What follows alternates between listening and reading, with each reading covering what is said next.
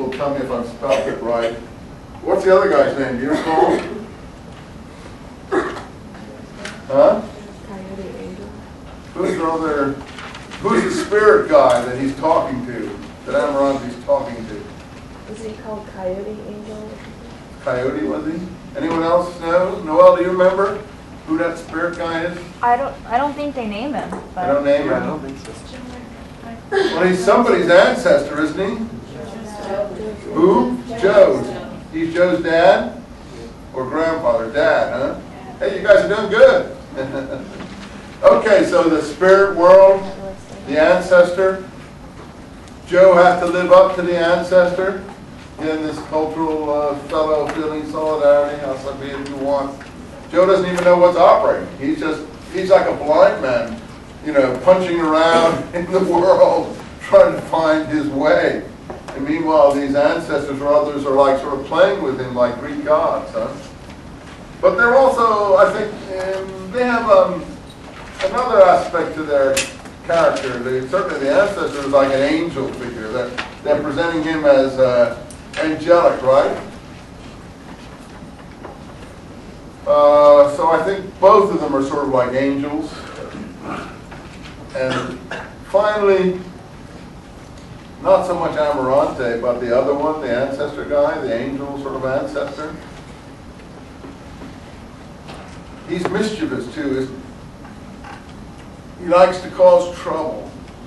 He dances. He's sort of like a spooky, dancing, trouble-causing spirit. Well, in the Southwest, they have a name for that spirit deity.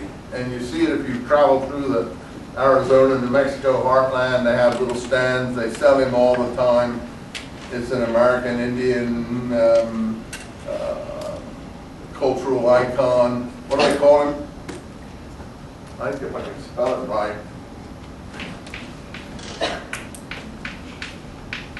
Let's spell something like that. Cocopelli. I mean, that's what we gringos know about this stuff. I mean, we're not terribly, how should we put it, conversant in these cultural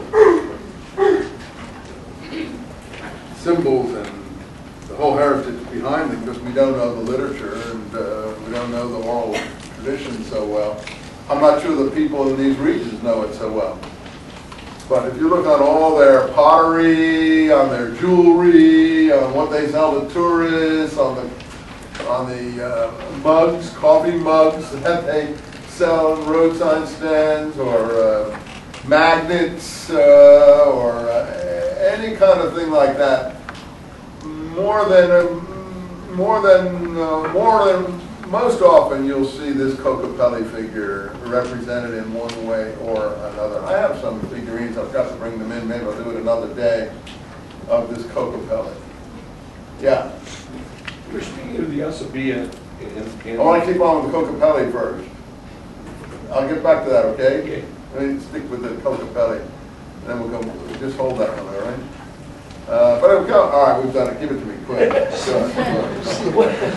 What is it, you were speaking of the human nature, so what is it about the human nature in the Asabia that turns negative towards somebody in a different Asabia? Why is it more? I think it's the tribal. I think even when you go back to even prehistoric man, Neanderthals versus Cro-Magnons, and you go back into even the people don't like evolution for various reasons. Some don't. I like monkeys and chimps and gorillas and creatures like that. I mean, they're very attractive. Just because they're different, why do they have to be wrong? But you look at even in those groups, they fight each other too. There are bands of chimpanzees that are extremely warlike with each other, that actually, if they attack another band, will wipe it all out. These are usually, I think, kinship bands based on the same kinship. You go even into, I mean, again, I'm going way back here. If you even look at those prides of lions and things, I don't know, they've had a lot of movies on the nature channels and the Discovery Channel, all those the Animal Channel, whatever the different channels they have, they fill up with stuff. Well, there recently has come out that, you know, you get roaming prides of male lions that look for other prides, and then because they want to mate with the females in those prides, before they can do that, they got to kill off the big or run off the dominant male lion or whatever it is that's bossing this particular pride. And then what do? So the females will mate with them. They kill all of the young. So well, why would the females mate with them if they've just killed all their young?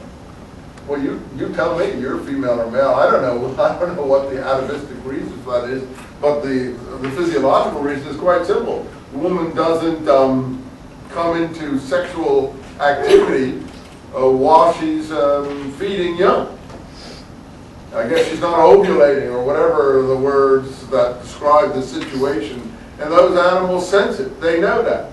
They're not going to get any reaction out of these females until they get rid of the offspring of the other males. So anyway, coming back to what you're talking about, I think in the chimpanzee bands that we watch, they actually use weapons with each other. They have sticks and clubs and things like that, stones and things, and they actually wipe each other out when they make war on each other for various reasons, either geographical or female hunting. I don't know what their encouragement is. So coming to more recent humans, I think that the tribe was the solidarity with the tribe as opposed to other tribes that causes this conflict. I don't have any deeper answer than that. You'd have to think of it yourself, because I'm not an expert any more than you might be, and I'm sure you can come up with a better answer. That's the start of an answer that I have.